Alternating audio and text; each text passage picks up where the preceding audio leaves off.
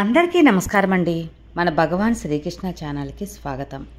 ఈరోజు వీడియోలో మన జీవితానికి సంబంధించి మానవాళి ఎలా ఉండాలి అనేది భగవాన్ శ్రీకృష్ణ చెప్పిన భగవద్గీతలోని మాటలు. మనిషికి జీవితాంతం తోడు ఎవరు అని అడిగితే యక్షకుడు ధర్మరాజును అడిగాడు.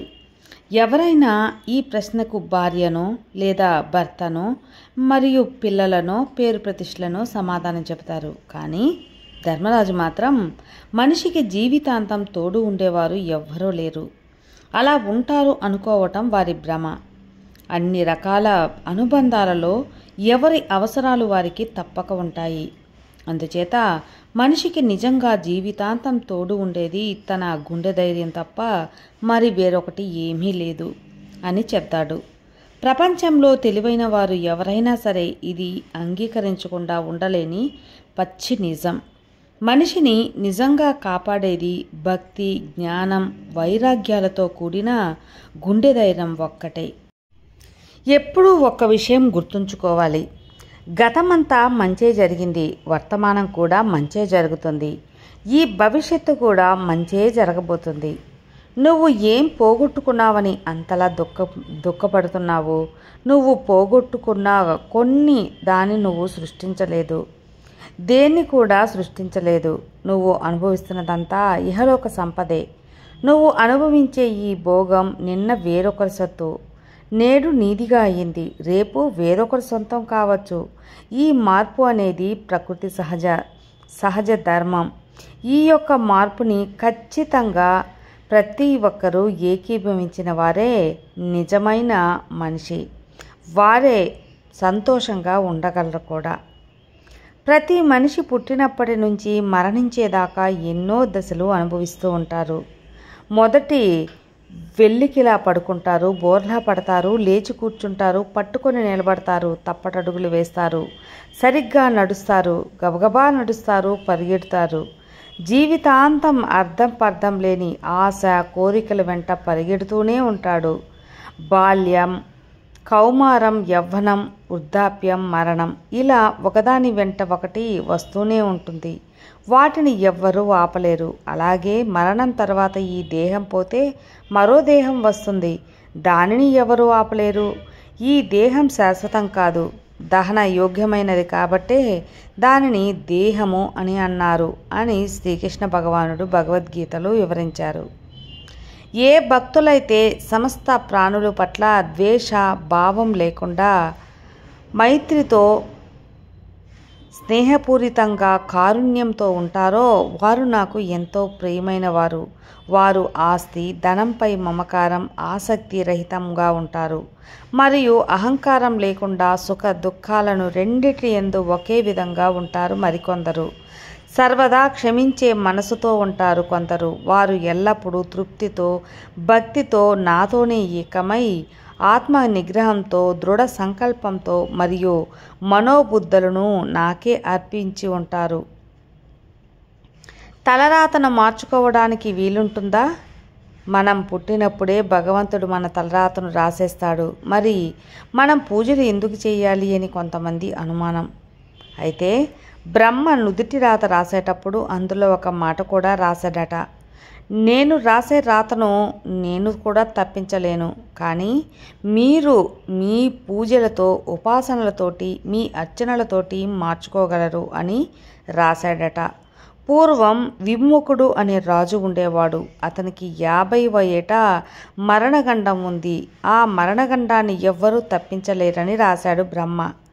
అతని అదృష్టం బాగుండి ఒక గురువుని ఆశ్రయించి గురువు చెప్పినట్లు అర్చన, మృత్యుంజయ మంత్రం చేసి చావవలసిన వాడు బతికాడట. 108 ఏళ్ల ఆయుష్ ఉన్నవాడు దుర్యోధనుడు. ద్రౌపదిని జుట్టు పట్టి దుశ్శాసనుతో ఈడ్చడం వలన చేసిన పాకవానికి 60వ ఏటానే చనిపోయాడు. సనాతన హిందూ ధర్మం జపం, ధ్యానం, దానాది కర్మలతో తలరాతను మార్చుకోవచ్చని చెప్పబడుతుంది. మనస్సులో నిరంతర భక్తి, భగవన్నామ స్మరణ చేస్తే అంతా ఆ కృష్ణయ్యే చూసుకుంటాడు. ఇక్కడ అందరి జీవితాల్లో ఏవో కొన్ని సమస్యలు, కొన్ని ఓటములు ఉంటూనే ఉన్నాయి. ప్రతి సమస్యకి, ప్రతి ఓటమికి కారణం కూడా ఉంటాయి. కానీ కొన్నిటికి మాత్రం కారణం నువ్వే అయి ఉంటావు అని తెలుసుకోవడం కష్టమేమీ కాదు. కానీ మనమే అది గ్రహించడం, ఎవరినో ఒకరిని కారణంగా చూపిస్తూ గడిపేస్తూ ఉంటాం. కానీ నీ సమస్యకి కారణం నువ్వే అయితే మారాల్సింది నువ్వే కదా. నువ్వు మారినంత వరకు నీ పరిస్థితుల్లో ఎలాంటి మార్పు ఉండదు. తప్పు ఎక్కడ జరుగుతుందో గ్రహించు. కారణము నువ్వే అయితే ఆలోచించు. ప్రయత్నించే మార్గాన్ని, మార్పుని, చివరికి అనుకున్నదిని సాధించు. జీవితంలో పరిచయాలనేవి చాలా అవసరమవుతాయని చెబుతూ ఉంటారు. సంబంధ బాంధవ్యాలు ఏర్పడుతూ ఉంటాయి. వ్యాపారాలు నడుపుతూ ఉంటారు. కానీ అన్నిటికంటే ముఖ్యమైనది ఏమిటి అంటే వ్యవహారం. ఇప్పుడు ఈ విషయంలో ఆలోచించండి. మీ జీవితంలో ఎవరు మిమ్మల్ని కలుస్తారో అది నిర్ణయించేది సమయం. మీరు మీ జీవితంలో ఎవరిని కలవాలి అనుకుంటున్నారో అది నిర్ణయించేది మీ హృదయం. కానీ మీరు ఎవరినైతే కలుస్తారో వారి హృదయంలో ఎప్పటికీ ఉండాలి అనేది నిర్ణయించేది మాత్రం మీ నడవడిక. మీ నడవడిక సరిగ్గా ఉంటే అంతా మంచే జరుగుతుందని గుర్తుంచుకోండి. మీకు ఎప్పుడైనా కష్టాలు వచ్చినా, నీకు ఇష్టం లేని సంఘటనలు జరిగినా, ఇది అంతా నీ మనసుకు శిక్షణ ఇవ్వటానికే. శరీరం మరణించిన తర్వాత ఏదైతే నీతో వస్తుందో దానిని పవిత్రం చేయడానికి, దానిని పద్ధతిలో పెట్టడానికి భగవంతుడు చేసే సంకల్పం. అంతేకాని నీ మీద ఇష్టం లేక కాదు, నిన్ను బాధ పెట్టాలని కాదు. బంగారాన్ని మంటలో వేసి ఎలా పవిత్రం చేస్తారో అలా నిన్ను ఇంకా ఎక్కువ పవిత్రం చేయడానికి అలా చేస్తున్నాడు భగవంతుడు. ఇదే నిజం. జీవితంలో అతి ప్రమాదకరమైనది దుఃఖం. దాన్ని దిగమింగటం నేర్చుకుంటే చాలా మంచిది. అది అతి భయంకరమైనది. నిరాశ దాన్ని అస్సలు పట్టించుకోవద్దు. అతి నీచమైనది అసూయ. దాన్ని ఏమాత్రం లెక్క పెట్టవద్దు. ఈ యొక్క నిరాశ, దుఃఖం, ఇక అసూయ, ఈ మూడింటిని దూరం పెట్టండి. చేసిన పొరపాట్లను కప్పిపుచ్చుకునేందుకు అబద్ధాలు చెప్పి నమ్మించి ప్రయత్నం చేయకండి. ఒక్క నిజం చెప్పి క్షమించు అని అడగడం చాలా మంచిది. బంధాలు బలపడతాయి, మనసుకు చేరువవుతాయి. దూరం చేసుకోవలసిన అలవాట్లు ఒక 5 ఉన్నాయి. అందరి దగ్గర సాయం కోసం చేతులు చాచడం ఎప్పుడూ చేయకూడదు. ఇక జీవితంలో వచ్చే మార్పులకు, కాలం పెట్టే మార్పులకు భయపడటం అది ఎప్పుడూ చేయకూడదు. ఈ యొక్క జీవితం అనేది మన కోసమే కదా. ఆ జీవితంలో వచ్చే మార్పులను మనం స్వీకరించాలి, భయపడకూడదు. గతం మిగిల్చిన చేదు జ్ఞాపకాలలో జీవించడం ఇది అక్షర తప్పు. ఎప్పుడు కూడా ఇలా ఎప్పుడూ చేయవద్దు. గతాన్ని వదిలి భవిష్యత్తుని, అలాగే వర్తమానాన్ని నమ్ముకోండి.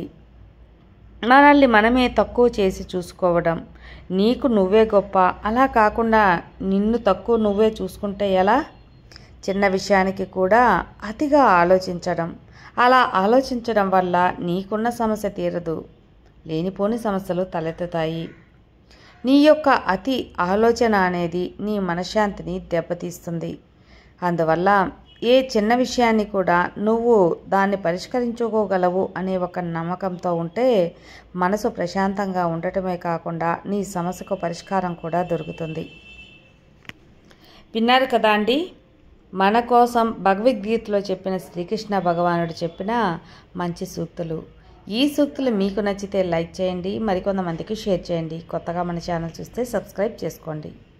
మరో మంచి వీడియోతో మళ్ళీ కలుద్దాం. అంతవరకు సర్వే జనా సుఖినో భవంతు. జై శ్రీకృష్ణ.